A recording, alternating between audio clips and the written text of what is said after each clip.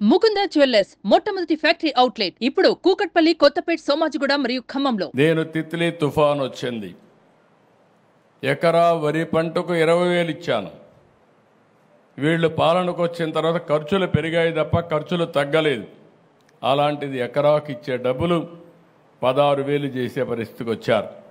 మళ్ళీ నిన్న మొన్న దిగిపోయేటప్పుడు 1,000 రూపాయలు పెంచారు.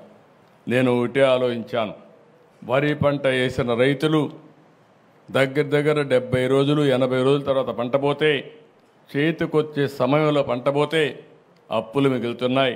అందుకే మళ్ళీ ఆలోచించాను, ఇది కరెక్ట్ కాదనే ఉద్దేశంతో 17,000 రూపాయలని 25,000 రూపాయలు హెక్టార్కి ఇస్తాను, ఎకరాకు 10,000 రూపాయలు ఇవ్వడానికి నిర్ణయం చేశాం. ఇది కూడా తక్కువే, నా దగ్గర డబ్బులు లేవు, ఖాళీ ఖజానా. రోజువారీగా ఏం చేయాలని అర్థం కాని పరిస్థితి, మొత్తం ఏది పనిచేయలేని పరిస్థితి. మీరు చూస్తే అభివృద్ధి ఆగిపోయింది, ఆదాయం పడిపోయింది, అప్పులోళ్ళు ఎవ్రీడే తిరుగుతున్నారు. 1,00,000 కోట్ల రూపాయలు అప్పు ఇవ్వాలి, ఇంకో పక్క 10 లక్షల కోట్ల రూపాయలకి వడ్డీ అసలు కట్టాలి. అంటే మనం సంపాదించే సంపాదన వడ్డీ కూడా చాలని పరిస్థితి తీసుకొచ్చేశారు. ఒక పక్క దీన్ని రీషెడ్యూల్ చేసుకుని, కానీ ఒక్క మంచి పని చేశారు మీరంతా మొన్న. అందరూ కలిసి ఇలాంటి వ్యవస్థ మాకొద్దు, అందుకే ఎన్డీఏ ప్రభుత్వానికి 3 పార్టీలకి బ్రహ్మరథం పట్టారు, అన్ని సీట్లు గెలిపించారు. 93% స్ట్రైకింగ్ రేట్, అంటే నిలబడిన అభ్యర్థులు 93% గెలిపించారు. 11 సీట్లే ఎమ్మెల్యేలుగా వాళ్ళకి ఇచ్చే పరిస్థితికి వచ్చారు.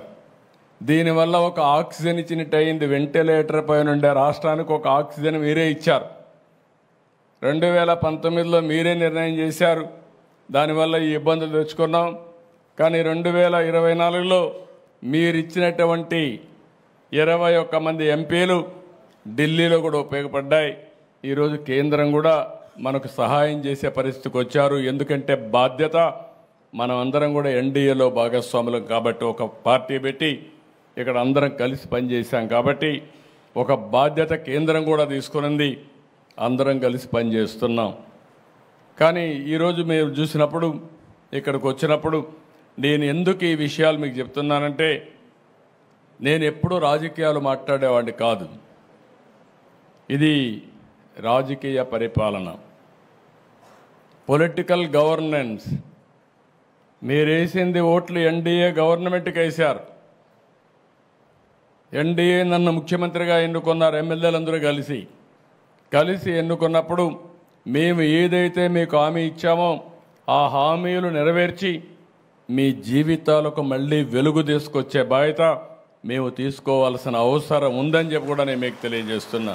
సుమన్ టీవీలో మీ పర్సనల్ అండ్ బిజినెస్ ప్రమోషన్స్ కోసం కింది నెంబర్కి కాంటాక్ట్ చేయండి.